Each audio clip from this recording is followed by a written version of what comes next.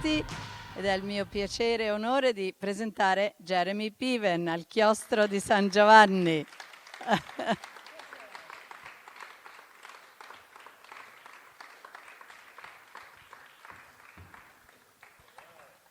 Thank you for being with us, Jeremy. Honored to be here. Honored to be Have a here. seat. And before we start, the president of the Film Commission, Antonio Grande, would like to say a few words. Vorrebbe salutare il presidente. Certo, sì. Allora, buonasera a tutti. Per me è un grande privilegio questa sera, ricevere, accogliere un grandissimo attore, un figlio d'arte straordinario, quindi è cresciuto, è nato nella bellezza, nella cultura e nel talento trasmesso dai suoi genitori. Appunto, so che da giovanissimo ha frequentato questa scuola di famiglia, no?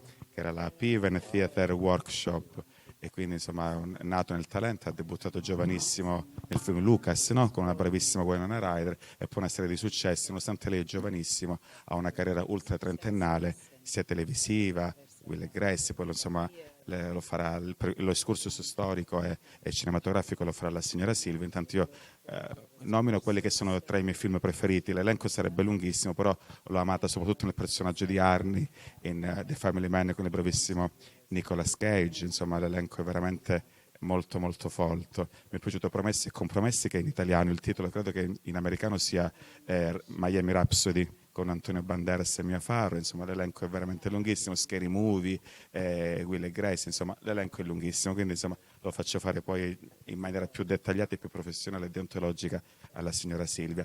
Questo è un momento molto importante, è la prima volta nella storia della Film Commission, è la prima volta proprio nella storia del Magna Grecia Film Festival. L'appoggio a sostenere appunto questo festival, che da 19 anni dirige elegantemente e magistralmente il bravissimo direttore artistico che è Gianvito Casodonte. Quindi è la prima volta che la Calabria Film Commission ha deciso di sostenere queste prestigiose masterclass. Ogni giorno si alterna un grandissimo personaggio. Questa sera abbiamo il privilegio di avere Jeremy e una serie di altri attori, come ieri sera abbiamo avuto il bravissimo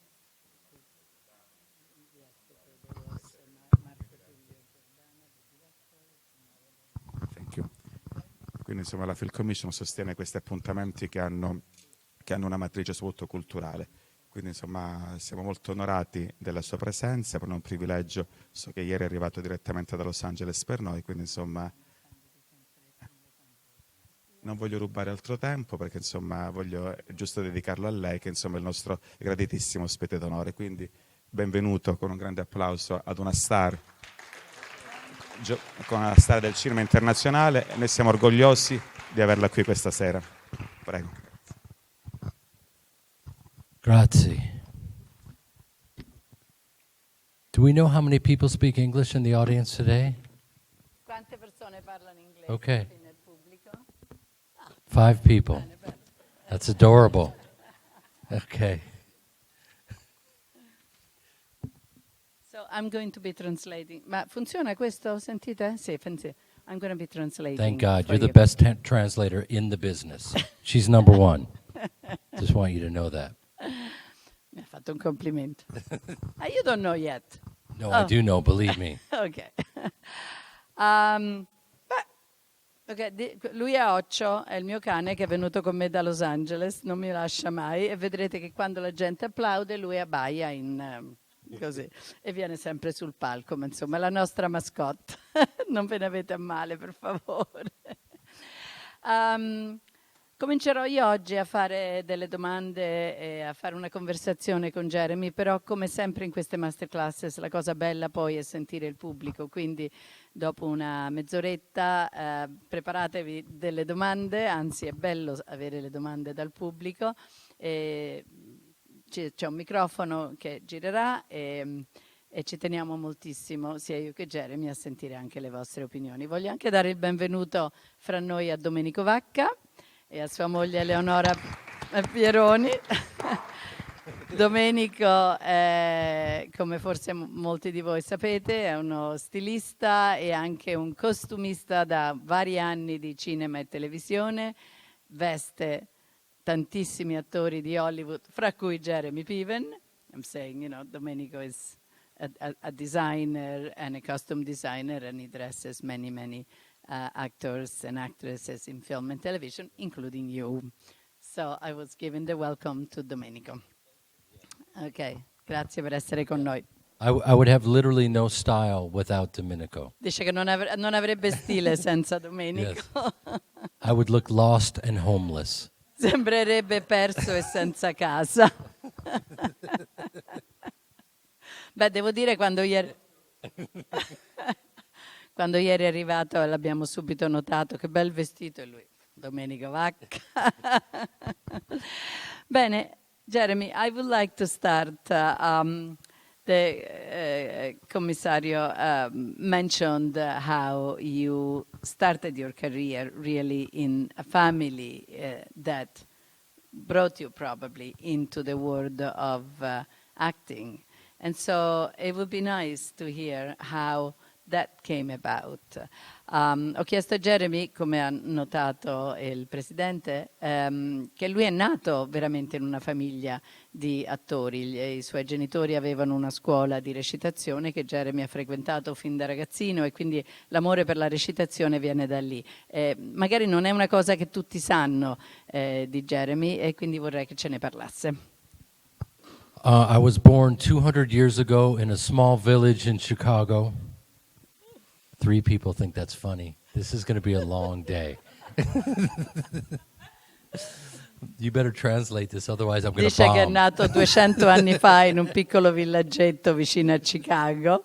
Sarà difficile fare questa cosa quando solo 3 persone hanno riso, ma insomma cerchiamo di seguirlo. I grew up in a theater family, so my parents are both theater actors, and they were my teachers from the time I was 8 years old. And I think that theater family is very universal. And one of the first forms that I learned was commedia dell'arte. And that's why I love to overact, because it's a very passionate form where, as you know, you use masks. And so I was doing a lot of that and improvisation, which I think led to me being here in a church, basically. One of the first Jews to ever be questioned in a church, except for Christ.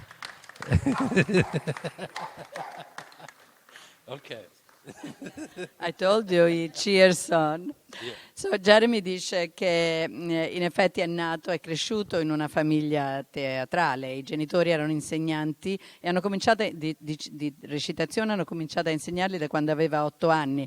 E il fatto di avere una famiglia teatrale è una cosa universale. Non a caso la prima cosa, la sua prima passione, il suo primo amore è stato la commedia dell'arte, ed è per questo dice che amo recitare un po' sopra le righe. È una grande passione, sapete, nella commedia dell'arte si indossano le maschere, si fa molta improvvisazione, ed è per questo che adesso sono in una chiesa a fare una masterclass di cinema, forse il primo ebreo a fare una cosa del genere in una chiesa. At least we think it's funny. Dice, almeno noi pensiamo sia divertente. And so 8 years starting commedia dell'arte. How did that go into television and cinema? How did that happen? E quindi dopo che a 8 anni ha cominciato a studiare con i genitori, ha imparato la commedia dell'arte, come si è trasformato questo nell'amore per cinema e televisione? Well, at 37 years old, I won the Fresh Face of the Year award. And when I accepted my award, I said, there's nothing fresh about my face, but thank you. I was kind of an overnight success after studying for 20 years. And I think in the United States, people are very consumed with, who is hot in the moment. And, so for me, it took a very long time to get there. But it was worth it. And I think that everyone will get their moment, but it's a matter of being ready. Like Shakespeare says, the readiness is all. So I was on stage, studied at NYU in various places, started a theater company with John Cusack. And I'm trying to think if my first break was a million years ago on television, basically on Seinfeld, and it was obviously a very popular show. And at the time, I didn't have any money, so I didn't own a television. So I was on Seinfeld, but I didn't know what Seinfeld was because I didn't have a TV, which is crazy because I was living in the pool house. I was basically a pool boy. That's no joke. Pool house? Yeah, the pool house, with the guy that cleans the pool. So kind of that was, by the time I was on television, I'd already been doing it for many, many years. And, Entourage came along when I was already 40 movies into my career. Yeah. I had already been around forever. And I think Entourage took a little time to make its way over to Italy. And I think one of the reasons was, what I was told is, it was very hard to translate the dialogue in Entourage because it's a lot of slang. So it took a while, but now it's here, which is nice. So, ha detto che a 37 anni ha vinto un premio alla faccia fresca dell'anno, la faccia fresca dell'anno, anche se di fresco c'era molto poco a quel punto, ma è diventato un successo dal giorno alla notte, dopo aver studiato per 20 anni. In America siamo consumati dal concetto di chi è hot, chi è caldo, chi è al momento, chi ha successo. E per me quel momento è arrivato dopo tanti anni, ci ho messo tanto tempo, però è certamente è valsa la pena. Come dice Shakespeare, essere pronti è tutto, e io a quel punto evidentemente ero pronto. Avevo studiato alla New York University, avevo creato una compagnia teatrale insieme all'attore John Cusack. Insomma, ci ho messo 1 milione di anni in pratica per arrivare al mio primo vero successo in televisione, ed è arrivato, il primo vero ruolo è arrivato con Seinfeld, che è una serie comica che non so quanto in Italia qui sia conosciuta. All'epoca era molto molto popolare in America, però io ero così povero che non avevo una televisione, letteralmente vivevo nella pool house, che è la casa della piscina, in pratica degli inservienti delle piscine delle case dei ricchi, pulivo le piscine, e quindi non avevo neanche la televisione e non sapevo che cosa fosse Seinfeld. L'ho fatto, a quel punto ho lavorato per tanti anni. Entourage, che tutti ormai tutti ricordano, è arrivato dopo 40 ruoli cinematografici per me. Avevo già fatto 40 film e quindi la mia carriera già da un punto di vista cinematografico stava andando. Entourage so che ci ha messo un bel po' di tempo ad arrivare in Italia, e credo che sia perché è stata difficile da tradurre, perché c'è molto slang, molto dialetto, molte espressioni dialettali. This is a good way to learn Italian for me. There you go. Yeah. Dice, è un buon modo per imparare l'italiano. Yeah. Yeah, so you hear your thoughts repeated. I right? love it. This is the way to do it. Yeah. Did the Entourage surprise you? L'ha sorpreso Entourage il successo che ha avuto? It didn't fully surprise me because I knew that people were fascinated about the backstage life of Hollywood. And I knew that HBO was a great home for us because it had such brilliant shows like The Sopranos and Sex and the City. So we were in really good company. And the character that I played is a real guy, Ari Emanuel, and he is someone that I knew that he was a great muse for me, because he is quite a character, as we know. He's now become very famous in his own right because he's a great businessman. But I knew that if I played him authentically, it would be interesting.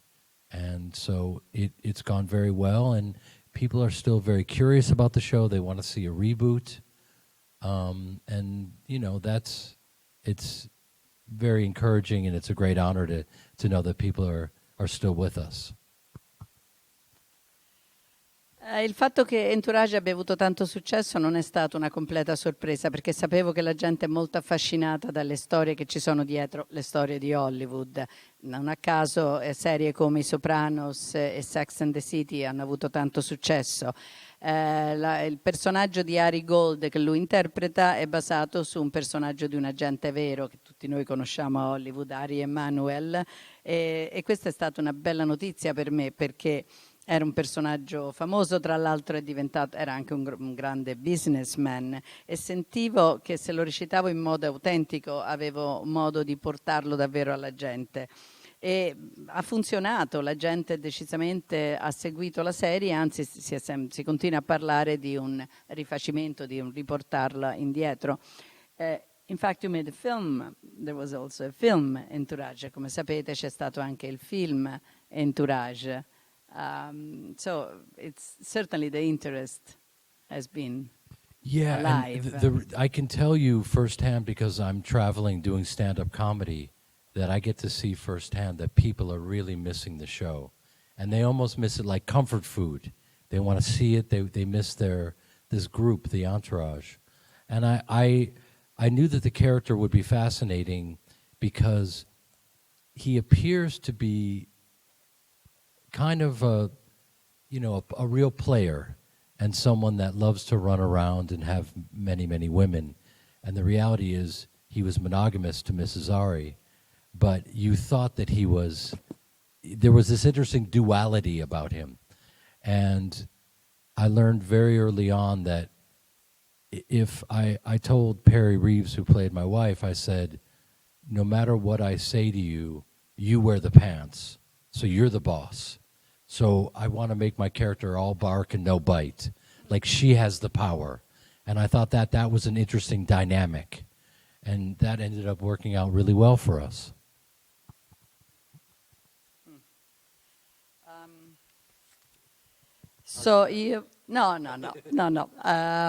Io viaggio molto facendo, come si dice, stand-up comedy, lo sapete, no?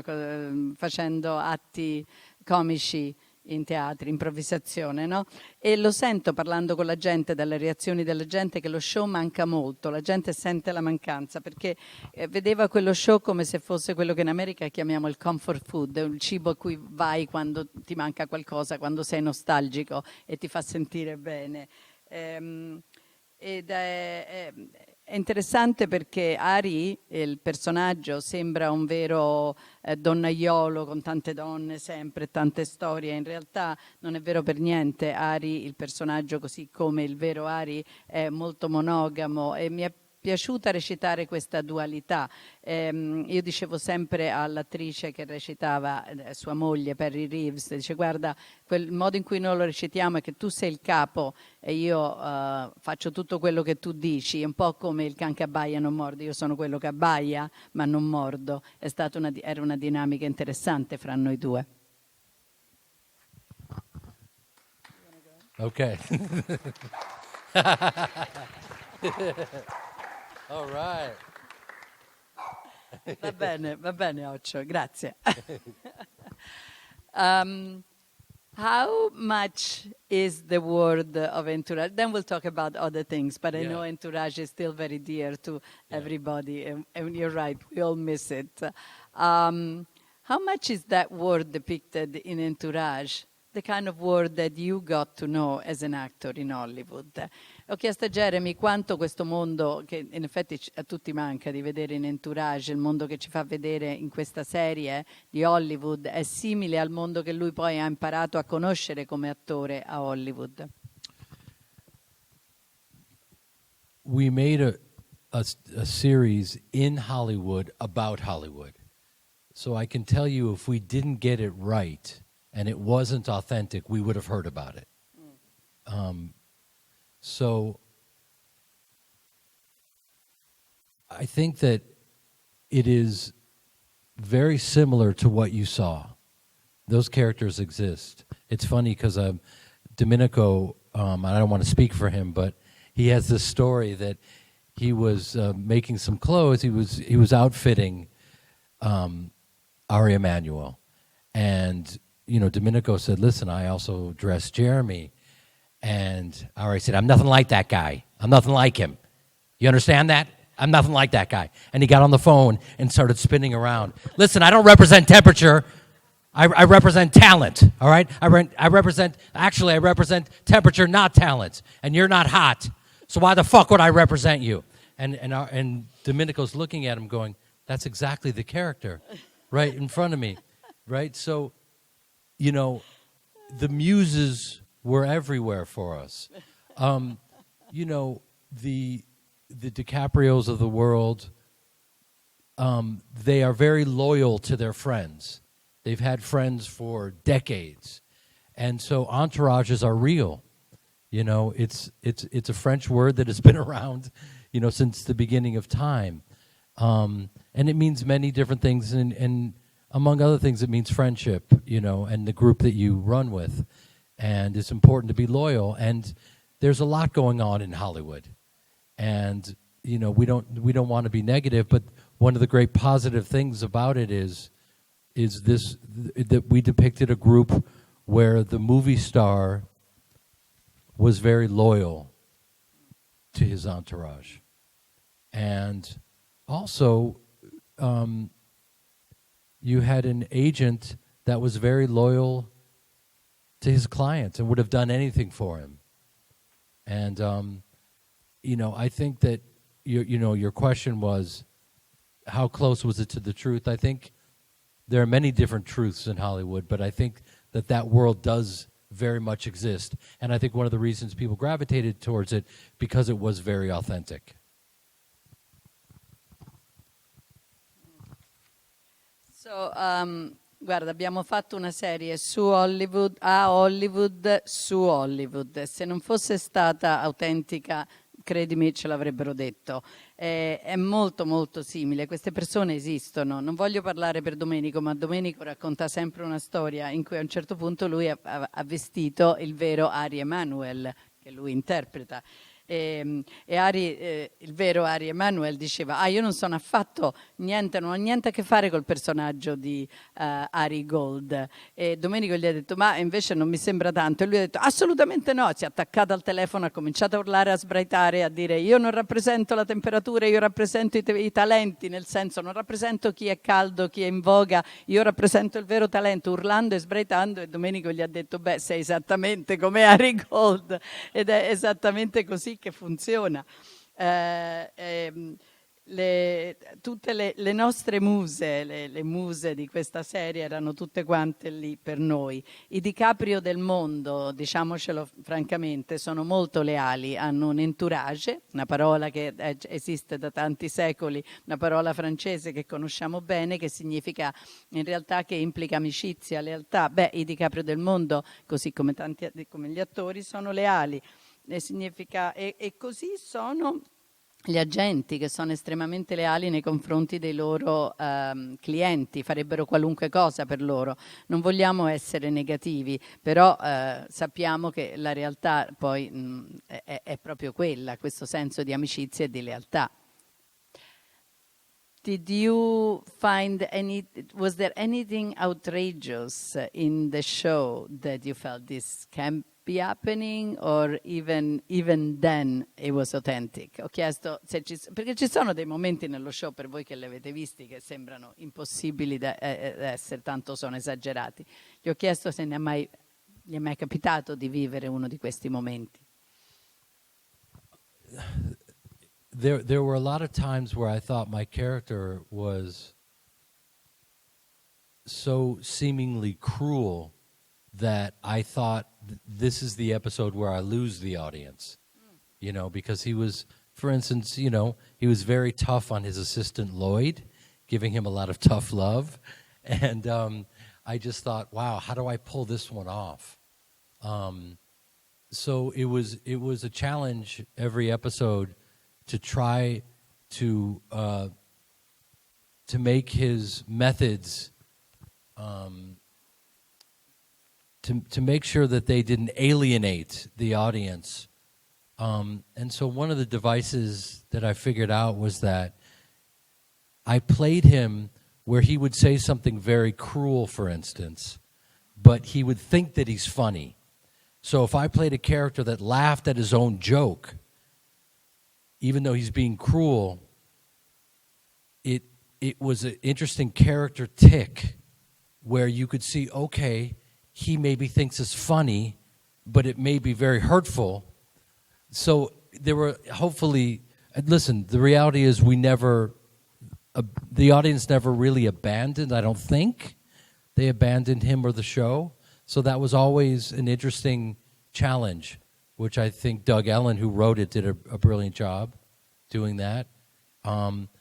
But no, there's, as you know, more than anyone, Hollywood can be a very eccentric place. And so, they tried to keep the stories as authentic as possible. Obviously, it wasn't a documentary. But yeah, I think that if we did any kind of a reboot, I think that there's a lot of fertile ground that we could navigate. Maybe Ari is trying to navigate the culture right now, and Lloyd is helping him to be politically correct, and I think Ari would probably, slip up and say some things. He would probably misuse a lot of pronouns. That would be a bit awkward. And so I think it would lead to a lot of comedy. It would be fun to navigate that now. Ci sono state tante volte in cui ho pensato che il mio personaggio è così crudele che ho pensato magari qui perdiamo del pubblico. Per esempio il modo in cui è così duro con il suo assistente Lloyd è stata una scelta, quindi ho dovuto trovare un modo in cui per non fargli alienare il pubblico. E allora ho pensato a un metodo, l'ho recitato in modo in cui quando lui diceva qualcosa di particolarmente crudele, gli dava una sorta di tic, come se lui ridesse della sua stessa battuta, si prendesse un pochino in giro, e quindi quando diceva qualcosa di crudele lo facevo ridere anche allo stesso tempo. Ho pensato che in questo modo forse il pubblico l'avrebbe seguito di più, e non a caso il pubblico non l'ha mai abbandonato, è stata lo show, è stata una sfida molto interessante. Hollywood può essere un posto molto eccentrico, ovviamente dà il credito a Doug Allen che ha scritto e creato lo show. Hollywood può essere un posto molto eccentrico. Ovvio, non abbiamo fatto un documentario, quindi ci sono tante invenzioni, ma se facessimo un reboot, cioè se riprendessimo in mano lo show, avremmo tanto terreno su cui navigare. Forse Ari magari adesso sta cercando di capire la cultura del momento, e il suo assistente Lloyd cerca di renderlo un po' più politicamente corretto. Ecco, forse in questo senso troveremmo tanti spunti di commedia.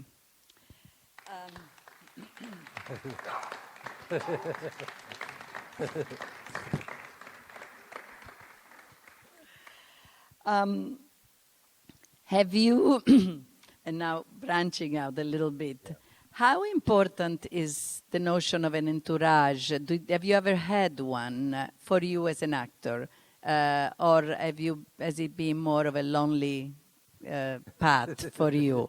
Ti ho chiesto se per lui nella sua carriera personale, se l'entourage è stato importante, oppure se per lui è stato un po' un sentiero un po' più solitario. I think for good or ill, it's been a lonely path in the way that I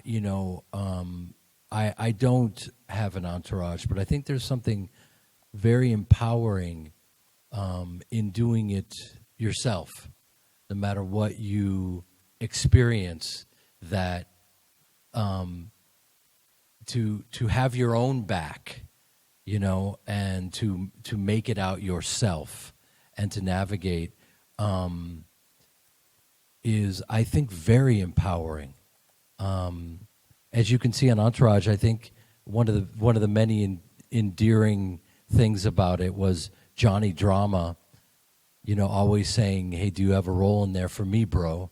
He was always looking for help from his brother, and I do think that exists, and I think that there are people that have your back, and it's when you find it, it's rare, and it's like gold, no pun intended. But I think also when you have to go through it alone, and no matter what happens to you, and you're able to pick yourself up and navigate, there's something very empowering about that. Io penso che nel bene e nel male questo il mio sia stato un percorso molto solitario. Io non ho un entourage e devo dire che dà un senso di potere e di forza farcela da solo, quando devi proteggerti da solo e andare avanti. Come vedi nello show ci sono dei momenti molto teneri, quando Johnny Dramma chiede spesso al fratello: non hai un ruolo per me? E questo esiste veramente, ci sono delle persone che ti proteggono, e quando lo trovi, senza voler fare giochi di parole, è una cosa d'oro, gold, come il nome del suo personaggio, però allo stesso tempo anche farcela da solo è una cosa che ti dà molta forza.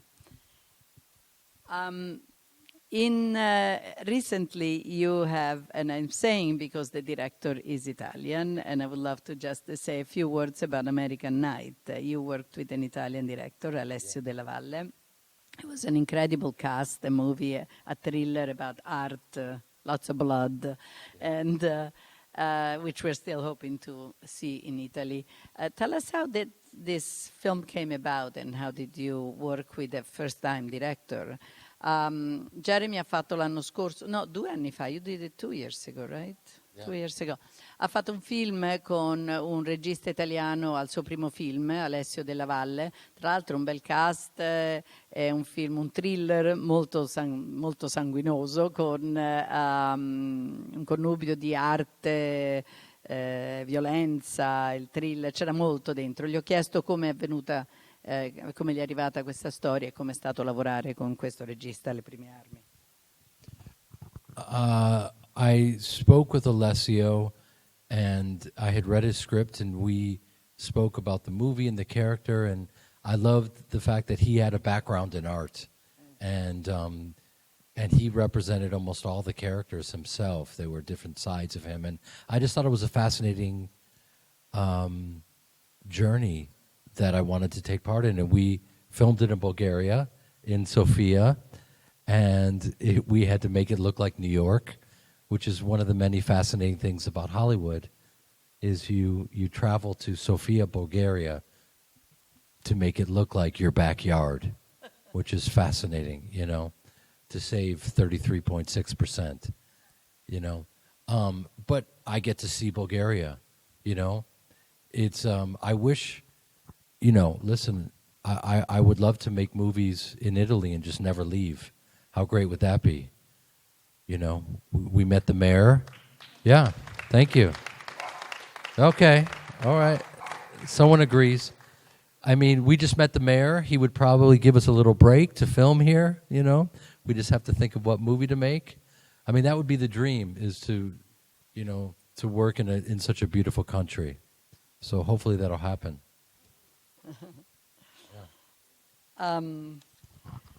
Il film, non so se l'avevo detto prima, si chiama American Night.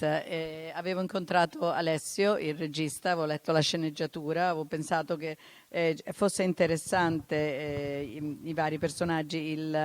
Alessio ha un passato nell'arte, e la cosa interessante è che tutti i personaggi descritti in questo film rappresentano un po' vari aspetti di Alessio, quindi mi è sembrato un viaggio interessante.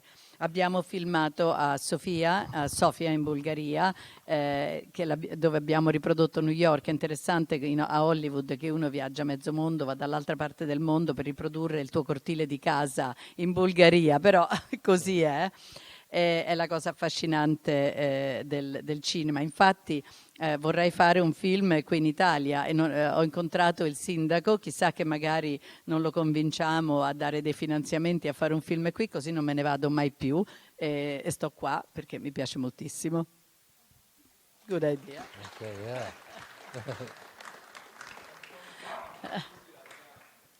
Ecco. Yeah. The president of the film commission is already setting it up. The He's wheels already are in organizing. motion. I love it. Okay. Okay, Let's he's do it. organizing. Okay.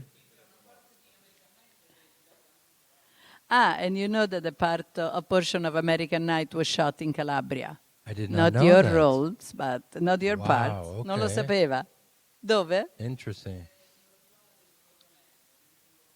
Around Crotone, inside a club, not far from here. Okay, great. I had no idea. Non aveva idea. No, that's beautiful. Bello, benissimo.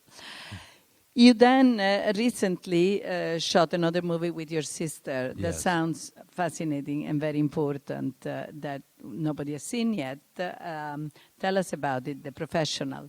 Jeremy ha girato recentemente un film diretto da sua sorella. Un film è una storia molto importante e interessante di cui vorrei che ci parlasse un pochino adesso, che si chiama The Professional. Non è ancora stato... Sorry, The performance. The Performance. Why No. did I think The Performance, sorry. Il The film Professional si was a intitola... beautiful movie. That was a brilliant movie. Sì, I'm already Yes. thinking ahead. I love it. Penso già a un altro bel film. Comunque, The Performance, che appunto non è ancora uscito, volevo che ce ne parlasse. The Performance was a short story that I was lucky enough to get the rights from. It was a short story in the New Yorker that was written by Arthur Miller, and I went to his daughter, Rebecca Miller, and she was kind enough to give me the rights, and I've been trying to put it together for 10 years, and we finally made it. And my sister adapted the short story and wrote the script and directed it, and I starred in it and produced it, and it's... The word miracle is thrown around a lot, but I really feel like it is a miracle. And we're in post-production right now, and hopefully people will be able to see it next year. And I can't tell you the entire story, but I play, and this is the part where whenever I was pitching it to producers, this is the part where they got completely lost. But I would say, I'm playing a Jewish tap dancer in 1937 who dances for Hitler. And that's when they got very confused and asked for the check. And then they left. And then I was left to finance the film by myself. I personally know that was the most moving story that not only is about our history and about anti-Semitism and the Holocaust, but about all of our lives and coming to terms with who we are in this life, and also coming to terms with our integrity and how much will we compromise to be successful in this life. So a lot of universal themes, and it was definitely the greatest role of my life so far.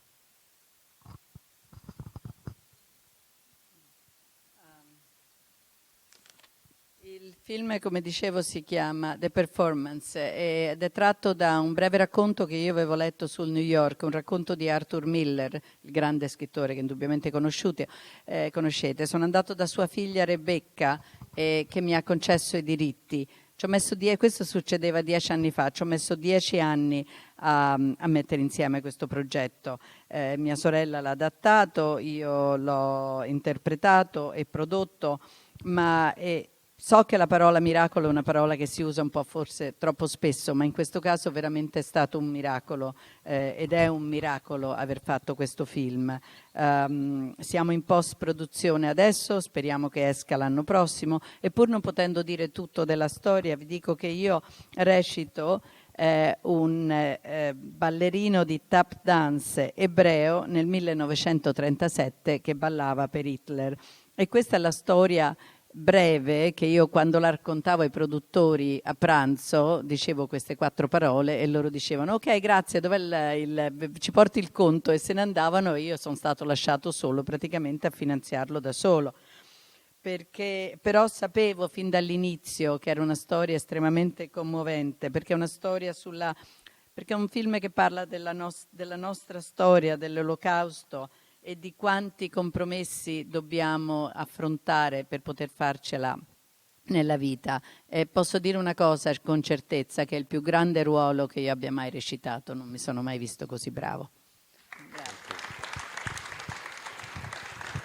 Thank you.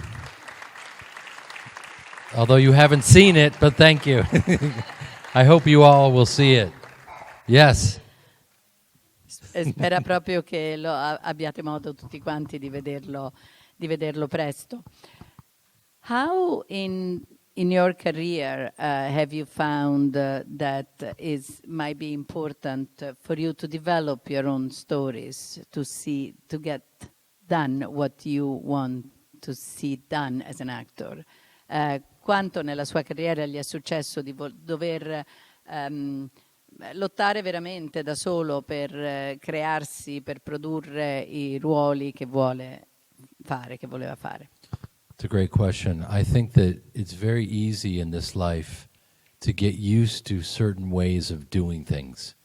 And for me, it was always get the audition, go in and win the role and work, and then get the next one and just don't stop. And you can kind of become a slave to your ambition. And that definitely happened to me. And you can complain and rail against the universe for, you know, not getting the roles that you know that you could inhabit. So at a certain point, you have to make your own breaks, and you have to tell the stories that you want to tell. And that takes going outside of your comfort zone, finding that story, and doing anything it takes to get it made.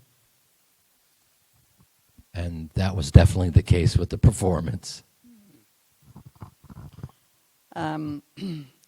Dice, è una bella domanda, una domanda importante, perché è molto facile nella vita abituarsi a fare certe cose e andare avanti un po' come per abitudine. Per me è sempre stato fare un provino, avere il ruolo, lavorare, e alla fine rischi di diventare schiavo della tua stessa ambizione. Puoi lamentarti con l'universo quanto vuoi che non hai il ruolo che vuoi, che è il ruolo che ti appartiene, ma a un certo punto devi prendere il coraggio e farlo da solo, anche se questo significa uscire dalla tua zona di sicurezza, da quello che conosci, e questo è stato certamente il caso di The Performer. And I think questo è il momento in cui penso sarebbe bello sentire anche da voi. This is a moment in which I would love to hear from our audiences. Okay. So we have a microphone going around, alzate le mani e io traduco. Hi. Hi. How you doing? Welcome. Well, welcome. I'd like to say something. Just take this question as a little bit of an icebreaker because I'm going to interview you later. Okay. Just as an interviewer, because I know you are, what's the first thing you notice about someone when you first meet them? Wow, that's a great question.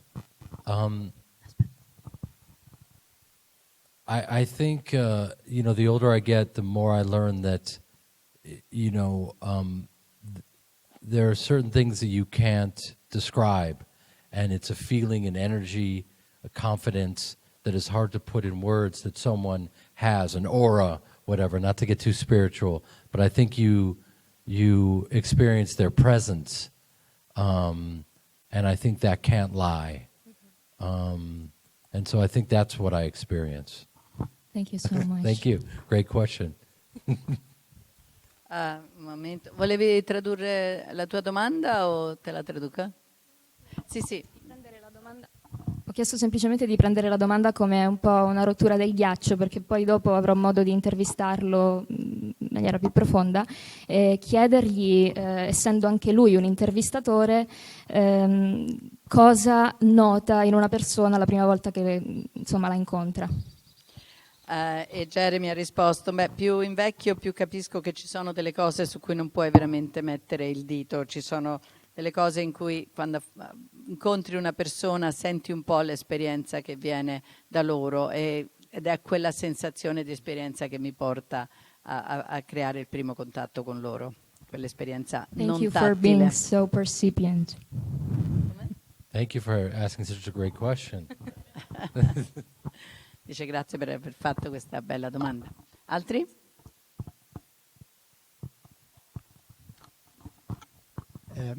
You've been around for quite a while, and in so many parts of the entertainment, so movies, theater, TV. As an actor, you had your own script. Have you ever considered directing? Wow, it's a La great question. domanda dice tanto che sei in questo business, giri film, hai fatto cinema, teatro, televisione, scritto, hai mai considerato fare la regia? I think that's a great question. It goes along with getting out of your comfort zone, which is what I just did by producing this movie. And I would love to direct, and I come from a family of directors. It would be an incredible honor. It's almost like, for some reason, I thought of it as being something that's inconceivable, and the reality is, it's something that I really should attempt. I've directed on stage, and I love directing actors, and I know how to unlock their ability, I think, to be the most comfortable to access their best work. I know how to do that because I've watched my family, and I know what it's like to put myself in that position, so I can articulate how to do that with others, and I think that's a big variable with directing. So I would love to. I'd be honored to do it. It would just be a matter of like finding that right script. And I've been directing in my own subtle way. Like, you have to respect the other actor, so you could never direct another actor in a scene, but you could pull the director aside and say, hey, what if the other actor didn't suck so badly? No. What if, what if, and then you throw an idea out to the director that they can present to the other actor, to maybe try something different. So yeah, thank you for asking that. I would love to do that. That would be an honor. Anche questa è una ottima domanda e che si rifà a quello che dicevo prima, di uscire dalla tua zona in cui ti senti a tuo agio. Vorrei assolutamente dirigere, vengo da una famiglia di registi e sembra, per quanto possa sembrare inconcepibile, so anche che lo dovrei fare. Ho diretto parecchio sul palcoscenico, in teatro, ho diretto attori e so come sbloccarli in modo che da permettergli di esprimere il meglio di sé. Quindi ho visto questo che succedeva nella mia famiglia, so che cosa vuol dire, sarei onorato di farlo, ma certo bisogna trovare la sceneggiatura giusta. A modo mio però in un certo senso dirigo, perché certo non puoi dire quando stai recitando una scena a un altro attore fai questa scena in un altro modo, però vado per esempio dal regista e gli sussurro nell'orecchio: che ne dici se quell'attore non facesse una scena così male? No, sto scherzando, diceva, ma può suggerire al regista: che ne dici di provare per l'altro attore un altro modo di affrontare la scena? Ecco, queste sono tecniche, piccole tecniche in cui io stesso dirigo.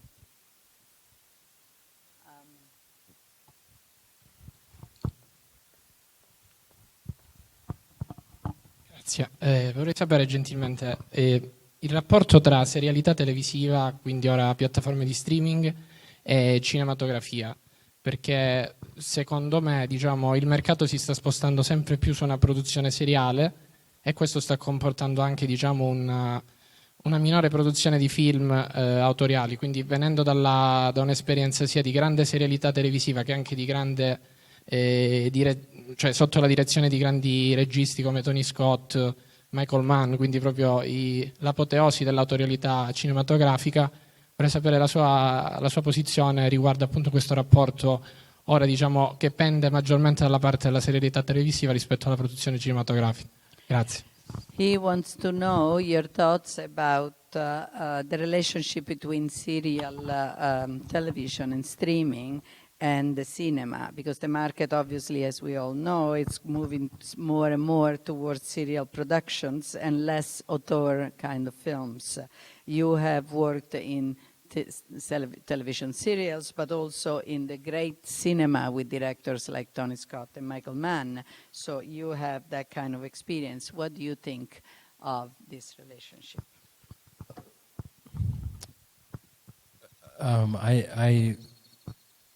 There's a lot of content right now and a lot of streaming platforms, but I don't think there's any excuse to not work on your highest level. If you're given the opportunity to make a film for Netflix or any one of these streamers, it's your job to deliver the best product possible. So you want to deliver your masterpiece to one of these platforms. So we all have limitations. Doing a television series, you have your limitations. You have to work at the speed of light. So you have to figure out a way to, no matter what your process is, let's say you have to condense your process, you got to figure out how to make it the best version of what you can contribute with a condensed version. So I think that the quality should never be skimped based on where it's being shown.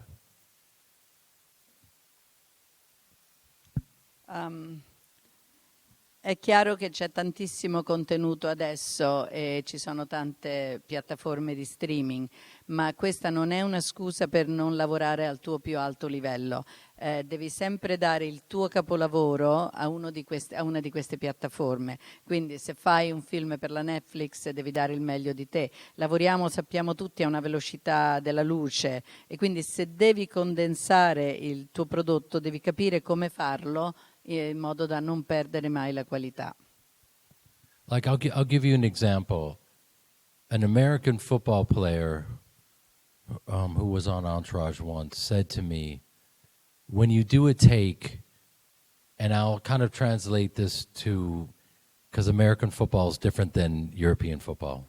He said, are you playing it like a regular game, playoffs, or the Super Bowl? So for you guys, it would be like, are you playing it for the World Cup? Are you playing it for like a regular, game, or is it the playoffs?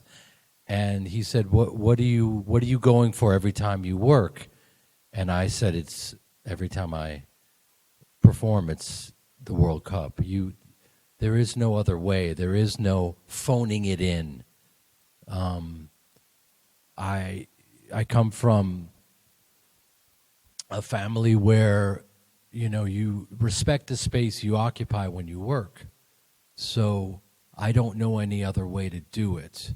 And I think, to go back to his question, you have to do the best work you possibly can, no matter the size of the screen. Yeah, there you go.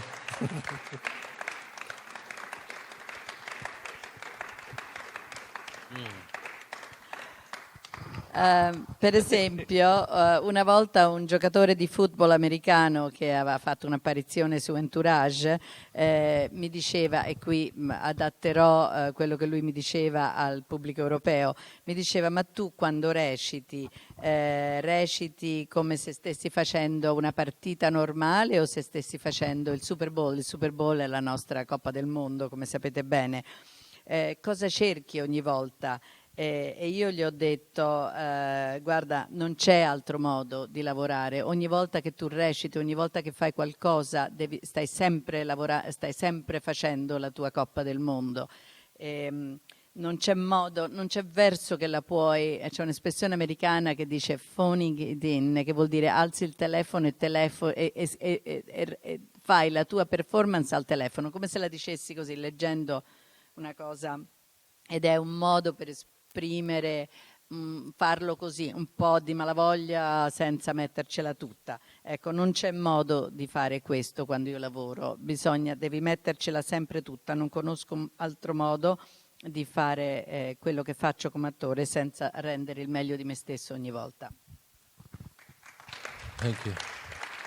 Like, you asked me about working with Michael Mann. The reality is I was a kid, and I shouldn't say this, but I sat there and waited for hours to audition. And everyone else, you know, you start to lose your mind. Everyone's waiting, and you know, I'm going over my scene, and after a couple hours, you start to go crazy. But I knew if I could just sit there and wait, the doors will open, and I'll have my chance to perform for Michael Mann. And I did, and Michael's got a very hardcore Chicago accent. It sounds like this. A Chicago accent is hardcore. Michael Mann, a couple, 2-3 hours I was waiting. We were voted the least sexy accent in the world last month. True story. Anyway, so Michael Mann's from Chicago. And he watched me do the audition. He goes, wow, that was great. Do that again. Can you do that again? I said, sure. Do it again. He goes, I got to call Bob De Niro, Robert De Niro. I got to call Bob. And the casting director goes, you don't have to call Bob. He's auditioning to play the doctor. He's got 2 lines. Hire him. And he's like, give me some time. Give me some time. Anyway, I was lucky enough to play the role. And, you know, on the day, the only reason I really have a career is you have to be prepared for the moment. And sometimes they don't yell cut. And so the trick is, if you want a bigger role, here's a little trick, is just be prepared either to improvise or to write more dialogue and make your part bigger and really contribute more to. So I did 40 cameos before I did Entourage, but they just kind of keep the roles just keep growing, because if you can really contribute, they want a funny moment, something interesting. So I started improvising with Robert De Niro, and De Niro goes, "Fuck you." He's, you know, and I get to improvise with the great Robert De Niro. So it was the great thrill of my life, and if you can just hang in there and not go crazy, you know, you'll make it. But it's not easy. It's not for everyone. That's hard to translate. No. Yeah, some of it. The accent, no, the performance is hard. That I will not do. Right. Dice, tornando alla domanda, mi chiedevi com'è stato lavorare con Michael Mann. Beh, io ero un ragazzino quando è successo e mi ricordo che ho aspettato per ore la mia chance di entrare a fare il provino con lui. E quando stai lì per tanto tempo perdi la testa, dici, oddio, tanti altri stanno andando prima di me, che cosa succederà? Ma devi essere concentrato. Io sapevo che non importa quanto aspettavo, avrei avuto la mia possibilità di vedere Michael Mann e di poter recitare almeno fare il provino per lui. E Michael Mann ha un accento fortissimo di Chicago, che io non tenterò nemmeno di provare a rifarlo, ma l'avete visto. È stato votato anzi il peggior accento sexy, cioè il meno sexy accento del mondo, è il meno sexy l'accento di Michael Mann. E allora lui con quell'accento fortissimo ha detto, bellissimo, devo chiamare Bob nel senso di Robert De Niro, che era nel film. E il suo assistente, il suo direttore del casting gli ha detto, ma cosa chiami Bob a fare? Jeremy ha solamente, se lo prendiamo, ha un piccolo ruolo di un medico, c'ha 2 battute, non è importante. Invece Michael ha voluto sentirlo, e qui è la mia lezione per voi. Se tu vuoi un ruolo maggiore nella vita, non ti accontentare di quello che ti danno, cerca un modo o di improvvisare quando è il tuo momento, oppure di scrivere delle altre battute per incrementare, per aumentare il ruolo. Io avevo fatto 40 piccoli ruoli prima di Entourage, ma ognuno cresceva, e proprio così è andata così per me. E quindi ho avuto la mia chance, la mia possibilità di improvvisare con il grande De Niro, e lui diceva e faceva. Anche qui non provo nemmeno a rifare De Niro come l'ha fatto lui, bravissimo, by the way, I love the way you do it. Okay. He does exactly that. Che mi diceva parolacce, però vi posso dire, se reggi e non impazzisci, ti assicuro che ce la fai. All right. So one thing that I want to say, because I know you guys got to get out of here, is that I was too young to win the Fresh Face of the Year award, and I believe I'm too old to win a Lifetime Achievement Award, but age means nothing. I really mean that, you guys. Don't even worry about how old or how young you are. We're in this. There's a great saying, how old would you be if you didn't know how old you were? And that's how you should live. Yeah. Questa è bellissima. Yeah, that's right. Vi voglio dire una cosa prima di chiudere. Io ero troppo giovane per vincere quel famoso premio di faccia fresca e sono troppo vecchio per, ovviamente ironizza, troppo vecchio. C'è un drone. Uh-oh. E sono troppo The acting vecchio. police are coming to take me away. La polizia della recitazione sta arrivando a portarlo via. E sono troppo vecchio per ricevere un premio alla carriera. Vi voglio dire una cosa, l'età non significa niente. Repeat that how old you are, com'è? The last thing you said. Acting, you didn't know. How old would you be if you didn't know how old you were? Quanto sareste vecchi? Quanti anni avreste se non sapeste quanti anni avete? Bellissima, Jeremy, Yeah. I love this. Is that yours? I wish it was mine. I can't take credit for it. Whose credit is it? I don't know. It's hard Dice, to say. vorrei fosse mia, ma non si può prendere It il could have been my credito mother per because we're both very vain about our age. Ah, forse era sua madre che lo diceva perché siamo entrambi molto vanesi sulla nostra età. Jeremy, io penso che... Ah no, last question, Domenico. I have to say something. I have to say something. I want to thank you, Jeremy. I've known Jeremy for more than 15 years, maybe 20 years. Yeah. And I want to thank you because you have been so generous to come here. I wanted you to be here and to be in this beautiful festival and bring all your stories about your craft, about your career. So thank you very much for being here. Jeremy has been a great friend for a long time. We've done many projects together, including Entourage and the performance. So I know how much you love that project, and I think it's a great project, so I wish you luck. It's going to be a great success.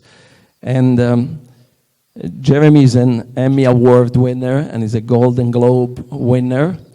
And what I like about your career is that you can go from Harry Gold in Entourage to Mr. Selfridges to play a role in rock and roll in Smoking Aces and many other movies. So congratulations for your great career, and it's my honor to be your friend for all these years. Thank you so much, Domenico. Thank you.